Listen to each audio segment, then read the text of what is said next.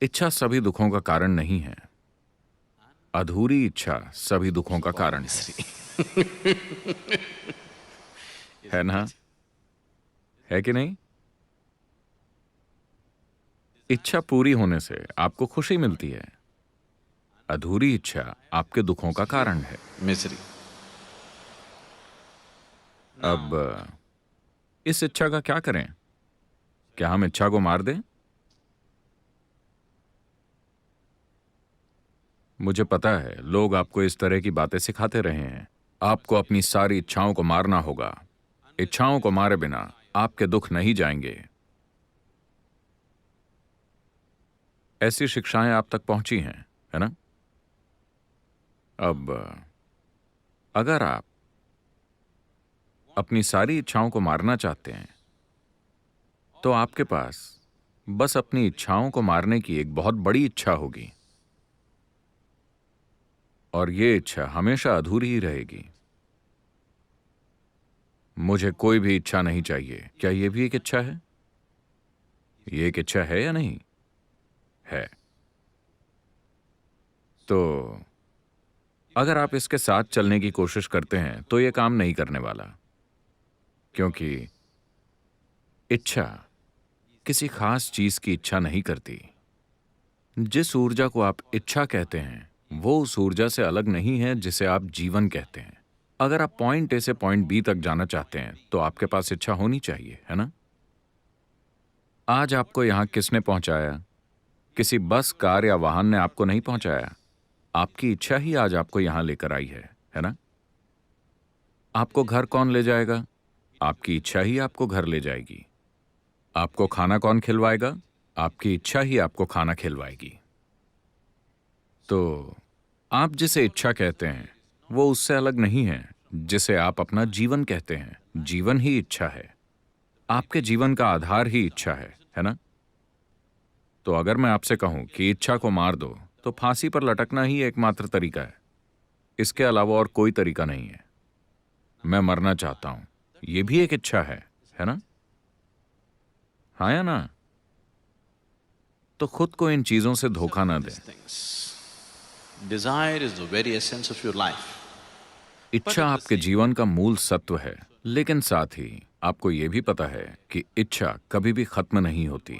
एक इच्छा के पूरे होते ही दूसरी तैयार हो जाती है, उसे पूरा करते ही अगली तैयार हो जाती है। यह आपको हर समय चालू रखती है। और जाहिर है कि कुछ इच्छाएं अधूरी रहेंगी, और वो अधूरी इच्छाएं आपको बहुत दुख देती हैं।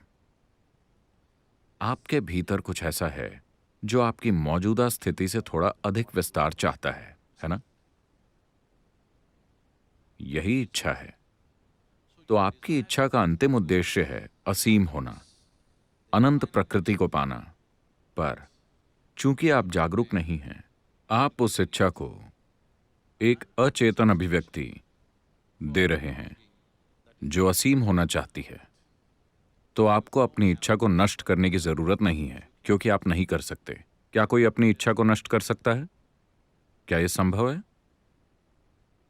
ऐसा हो ही नहीं सकता, क्योंकि यह जीवन है। बात बस इतनी है कि आपको अपनी इच्छा को एक सचेतन प्रक्रिया बनाना होगा।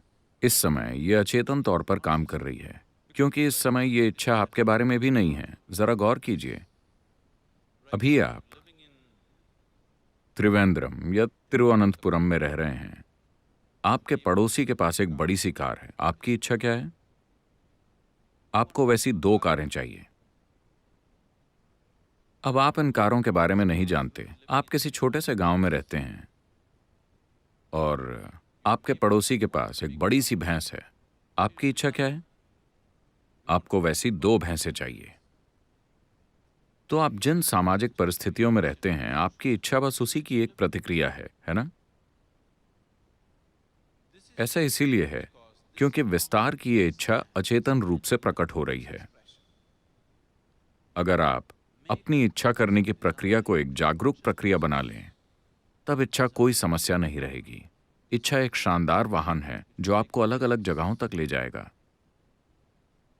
अगर आप परम तक पहुंचना चाहते हैं, तब भी आपको इच्छा की जरूरत होगी, है ना?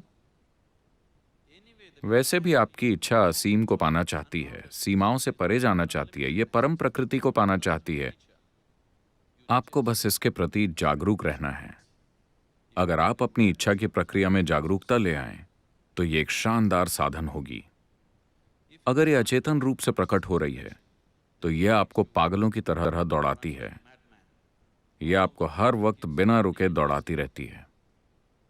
तो हाँ, अगली पीढ़ी में किस तरह के लोग धरती पर रहेंगे, ये आज की माताएं तय करती हैं, है ना?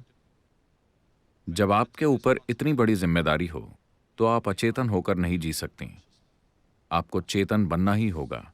खास तौर पर महिलाओं को चेतन बनना ही होगा। ये बहुत बहुत जरूरी है।